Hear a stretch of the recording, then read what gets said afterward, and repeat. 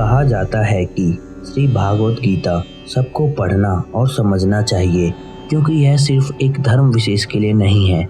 जब भी आपको समय मिले एक बार आपको भागवत गीता जरूर पढ़ना चाहिए, ताकि इससे प्रेरणा लेकर लाइफ में सुख, शांति और सफलता को प्राप्त कर सके।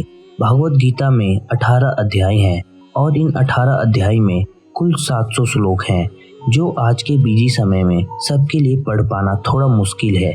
इसीलिए आज के इस खास वीडियो में हम भागवत गीता के पवित्र 51 विचारों के बारे में आपको बताएंगे, जिन्हें जानकर आप भागवत गीता का सही मतलब समझ पाएंगे। और यकीन मानिए, ये विचार आपके जीवन में परिवर्तन ले आएंगे। इसीलिए आप इन विचारों को प्रतिदिन सुबह सुने। मेरे प्रियजनों, आप इस ऑडियो बुक का अधिक से अधिक लाभ लेना चाहते हैं तो कृपया कर हेडफोन लगाकर इसे शांति से सुने। तो आइए शुरू करते हैं।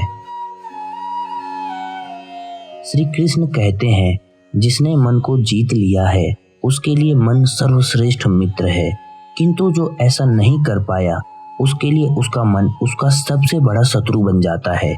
जो मन को नियंत्रित नहीं करते हैं उनके लिए वह शत्रु के समान कार्य करता है। आपका विश्वास एक पर्वत को भी खिसका सकता है, लेकिन आपके मन का संदेह दूसरा पर्वत खड़ा कर सकता है। धैर्य रखिए। कभी कभी आपके जीवन में सबसे अच्छा पाने के लिए सबसे बुरे दौर से गुजरना पड़ता है। एक उपहार तभी असली और पवित्र है जब वह हृदय से किसी सही व्यक्ति को सही समय और सही जगह पर दिया जाए। सुंदरता आपकी दृष्टिकोण में होती है। किसी को कीचड़ में खिला कमल भी लुभाता है और किसी को चांद में भी दाग नजर आता है। उदय किसी का भी अचानक नहीं होता। सूर्य भी धीरे धीरे निकलता है और ऊपर उठता है। धैर्य और तपस्या जिसमें है वही संसार को प्रकाशित कर सकता है।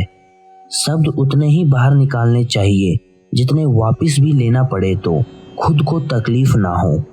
जब परिवार के सदस्य अप्रिय लगने लगे और पराये अपने लगने लगे तो समझ लीजिए विनाश का समय आरंभ हो गया है।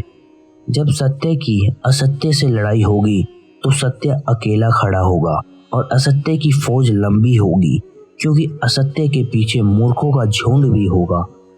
अहंकार और संस्कार में फर्क है। अहंकार दूसरों को झुकाकर खुश होता है और संस्कार स्वयं झुककर खुश होता है। किसी भी व्यक्ति को अच्छे से जाने बिना दूसरों की बातें सुनकर उसके प्रति कोई धारणा बना लेना मूर्खता है। जो हुआ वह अच्छा हुआ, जो हो रहा है वह अच्छा ही हो रहा है, जो होगा वो भी अच्छा होगा। मेरा तेरा छोटा बड़ा अपना पराया मन से मिटा दो, फिर सब तुम्हारा है और तुम सबके हो।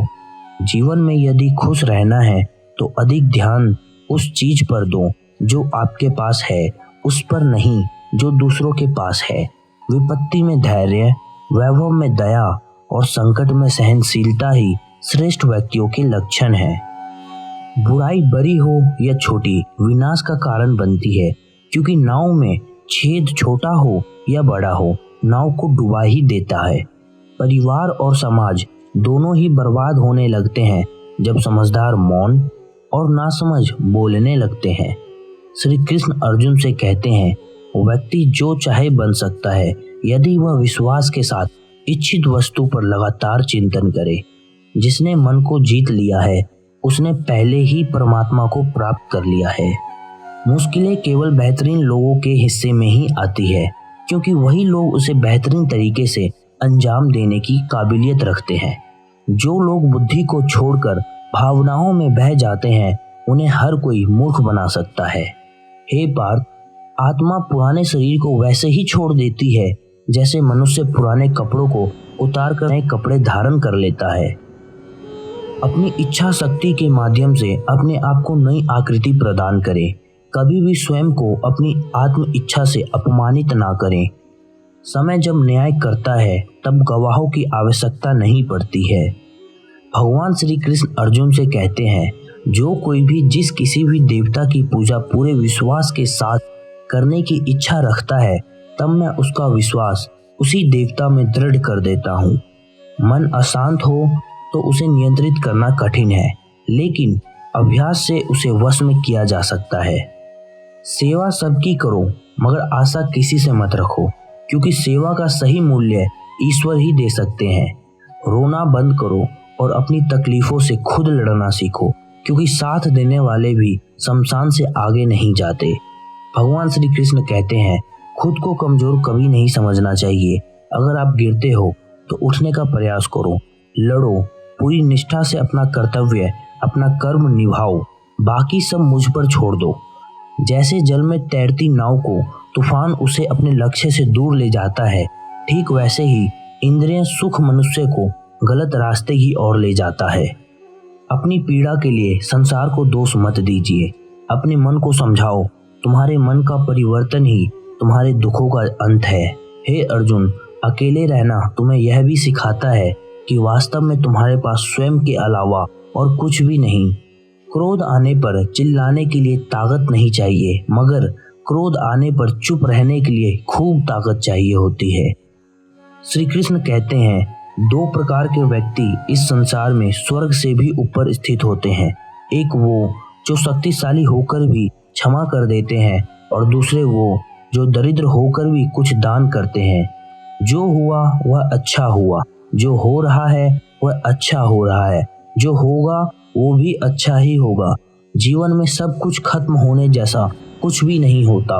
हमेशा एक नई शुरुआत हमारा इंतजार कर रही होती है।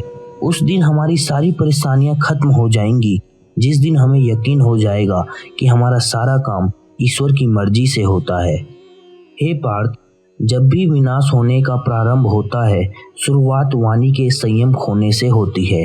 आप वापस नहीं जा सकते हैं और शुरुआत को नहीं बदल सकते हैं, लेकिन आप जहां हैं वहीं से शुरू कर सकते हैं और अंत को अवश्य बदल सकते हैं। प्रेम शरीर या सुंदरता को देखकर नहीं होता है, प्रेम हृदय से होता है। जहां दो हृदय मिल जाए वहीं प्रेम जन्म लेता है।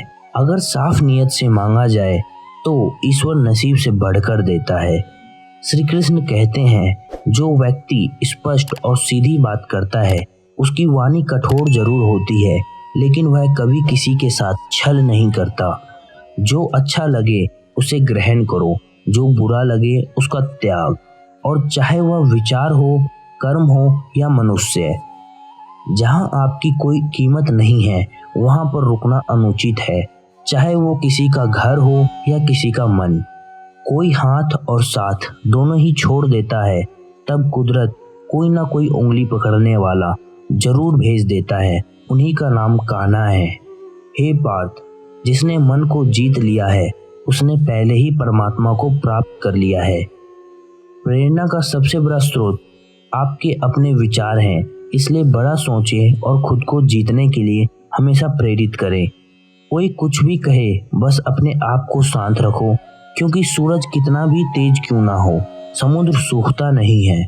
सिर्फ दुनिया के सामने जीतने वाला ही विजेता नहीं होता, बल्कि किन रिश्तों के सामने कब और कहां हारना है यह जानने वाला भी विजेता होता है। आप जब भी परेशान हो, आपको कोई भी रास्ता दिखाई ना दे, तो आपको एक बार भागवत गीता के शरण में जरूर जाना चाहिए। वीडियो के अंत तक बने रहने के लिए आपका धन्यवाद। अगर आपको यह वीडियो अच्छा लगा हो तो वीडियो को लाइक करें, चैनल को सब्सक्राइब करें और अपने प्रियजनों को जरूर शेयर करें। अगर आप चाहते हैं कि इसका सेकंड पार्ट आए तो हमें कमेंट करके बताएं। हम जल्द से जल्द इसका सेकंड पार्ट लेके आएंगे। जय श्री कृष्ण।